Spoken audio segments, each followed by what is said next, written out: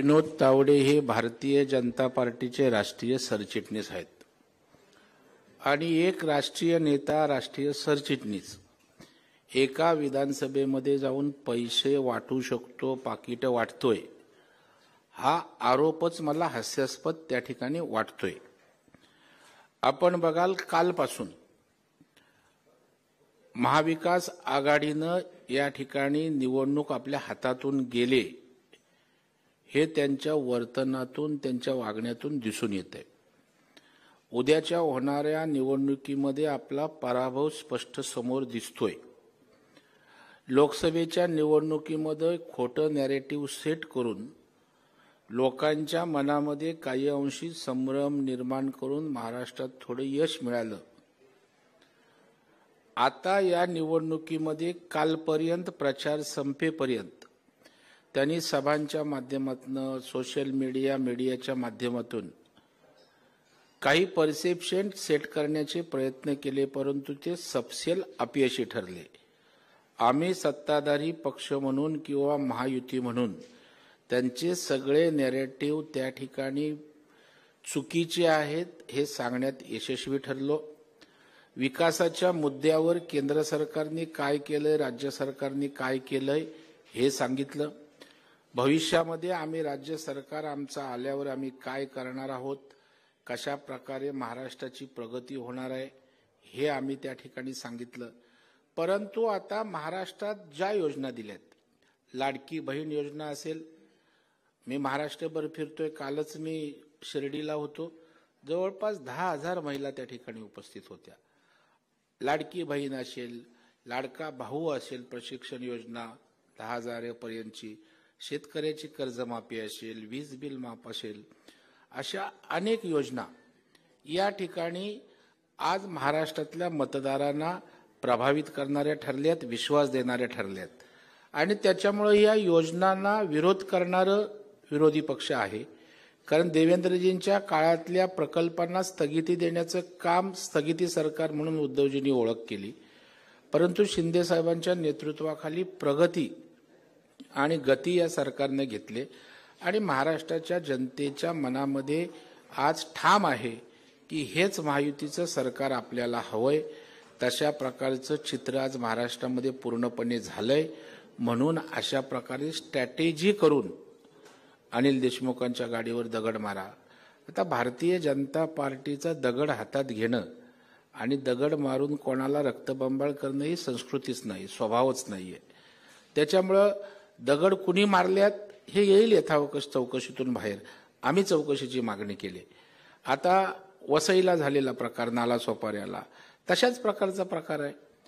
आपल्या पायाखालची वाळू घसरते म्हणून आता उरलेल्या 1-2 दिवसात आपल्याला काही करता येतंय काय, महाराष्ट्रातलं वातावरण संभ्रमित करून काही निवडणुकीच्या दृष्टीनं आपल्याला वातावरण आपल्याला वळवता येते का आपल्या बाजूनं, याच्यासाठी केविलवाना, दुर्दैवी आणि हतबलतेतनं त्यांचे हे प्रयोग होत आहेत।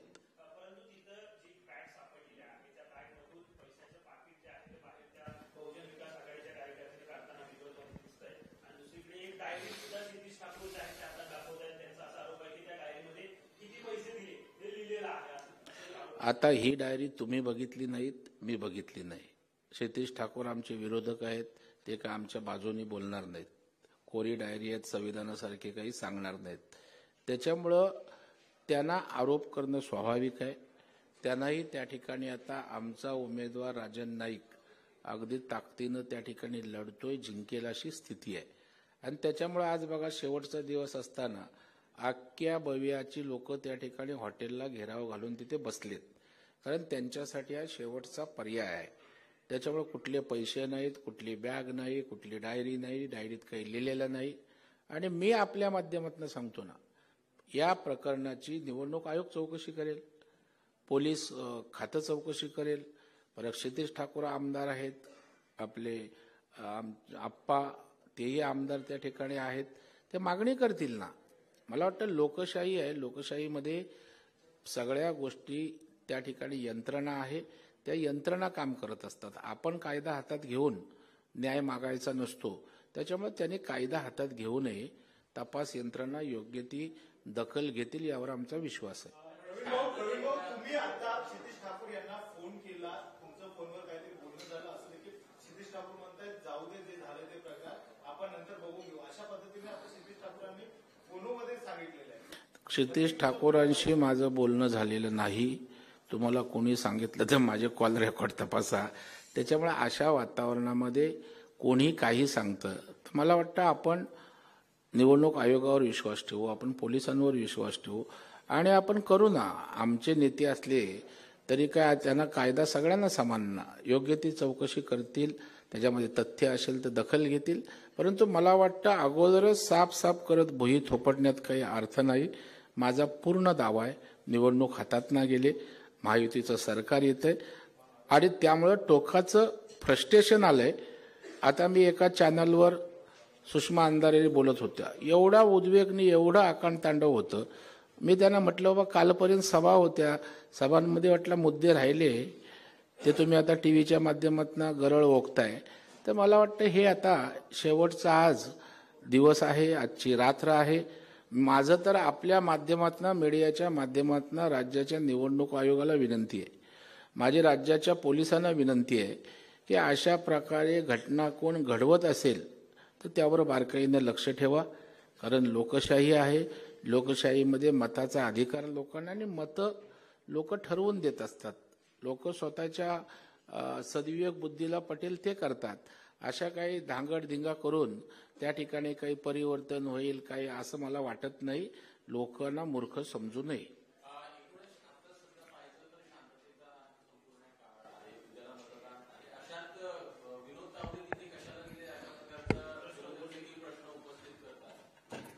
नाही, मला वाटतं विनोद तावडे आमचे राष्ट्रीय सरचिटणीस आहेत. आता ते काही व्यक्तिगत कामानिमित्त गेलेत की कशासाठी गेलेत मला याची कल्पना नाही. परंतु आता आमचा राष्ट्रीय नेता तिथं आला असेल, कार्यकर्त्यांना समजलं असेल तर त्या ठिकाणी कार्यकर्ते भेटायला जाऊ शकतात. परंतु त्यांचा राजकीय किंवा निवडणुकीसाठी तो दौरा नव्हता.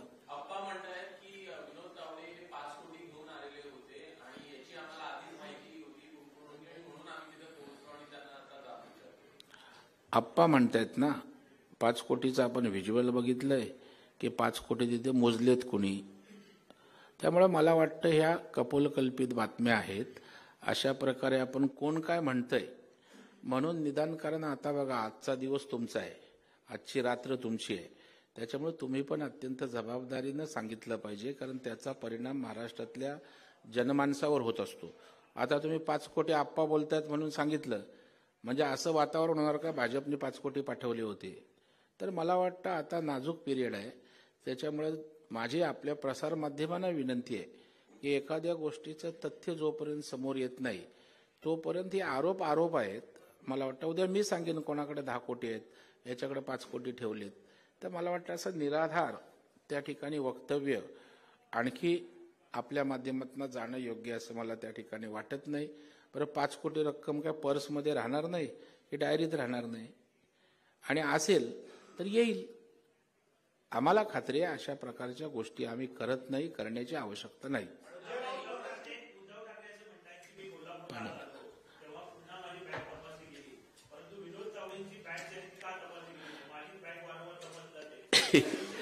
त्यांच्या बॅगेत जास्त संशय येतो वाटतं आयोगाला. मी अनेकदा आपल्याला म्हटलो की उद्धव ठाकरे यांना काही स्पेशल दर्जा नाही आहे की उद्धव ठाकरे साहेबांची बॅग त्या ठिकाणी कोणी तपासू नये, असं काही संविधानात, घटनेत किंवा कायद्यात कुठेही नाही आहे. बरं, आणि त्यांनी सांगितलं तुमचीच नाही बॅग तपासत, सगळ्यांच्या बॅगा तपासल्यात, केंद्रीय मंत्र्यांच्या तपासल्यात, या राज्याचे मुख्यमंत्री आमचे एकनाथरावजी शिंदेंची बॅग तपासली, दोन्ही उपमुख्यमंत्र्यांच्या तपासल्या, अनेक मंत्र्यांच्या तपासल्या. मी परवा दौऱ्यावर होतो त्यावेळेला कराडला माझी बॅग तपासली. त्याच्यामुळं आपली बॅग तपासणी हा काय आपला इगो किंवा अहंकार असता कामा नये. नॅचरल त्यांची निवडणूक आयोगाचं कर्तव्य आहे, ते पार पडतायत. आपण त्याला मदत केली पाहिजे. स्वतःच बॅग तपासायला लावायची आणि व्हिडिओ शूटिंग काढायची आणि लोकांशी महाराष्ट्रातल्या जनतेसमोर बोलायचं. मला वाटतं फेसबुक लाईव्ह नंतर लोकांच्या लक्षात आलंय याचा काय उपयोग होत नाही.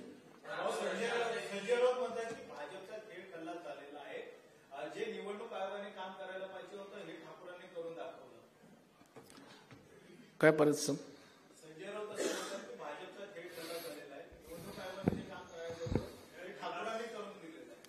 नाही, मला वाटलं खेळ अजून सुरू व्हायचा आहे. उद्या मतदान सुरू झाल्यावर महाराष्ट्रातील जनता ठरवणार आहे खेळ कोणाचा संपवायचा आणि खेळ कोणाचा सुरू ठेवायचा. आतापर्यंत आम्ही त्या ठिकाणी मतदारांसमोर विनंती करायला सगळे गेलोय. संजय राऊताच्या हातात खेळ संपवणं किंवा टिकवणं असतं तर भाग वेगळा.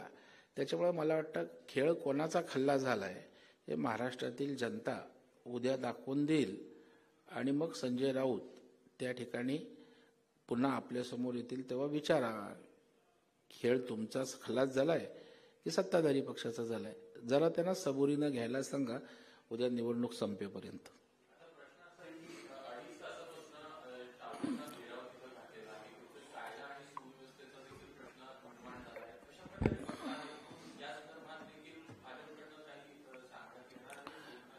आता जर त्या ठिकाणी तात्काळ विनोद तावडे बाहेर आले असते तर आपणच आमच्यावर किंवा विरोधकांनी आरोप केला असता की सत्तेचा गैरवापर करून तावडेंना सही सलामत बाहेर काढलं. हे दोन्हीकडून आपण बोलतो. त्याच्यामुळे आता निवडणूक आयोग, पोलीस यंत्रणा, प्रशासन त्यांच्या पद्धतीने विषय तो हाताळेल. निवडणूक काळात सरकारचा हस्तक्षेप चालत नाही, सरकारला करता येत नाही. त्याच्यामुळं आमच्या माध्यमातून काही होणं हा विषय नाही. भारतीय जनता पार्टी म्हणून या प्रकरणात लक्ष घालून सत्य बाहेर आणण्याचा आमचा प्रयत्न आहे.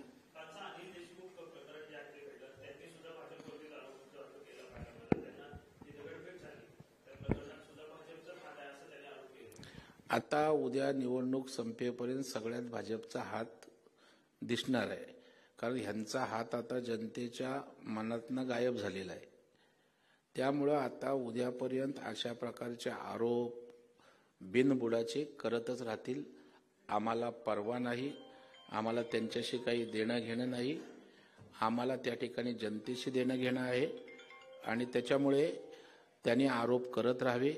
आम्ही महाराष्ट्रातील जनतेचं त्या ठिकाणी विश्वास संपादन केलाय असं आम्हाला त्या ठिकाणी वाटतं आणि महाराष्ट्रातील जनता या ठिकाणी आमच्या पाठीशी महाराष्ट्राच्या विकासासाठी, गरिबाच्या कल्याणासाठी राहील अशा प्रकारचा ठाम विश्वास आहे.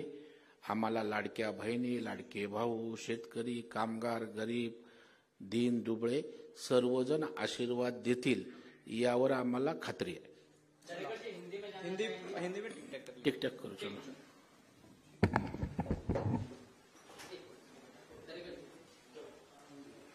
प्रत्येकाला एक एक देऊ. एकच कर.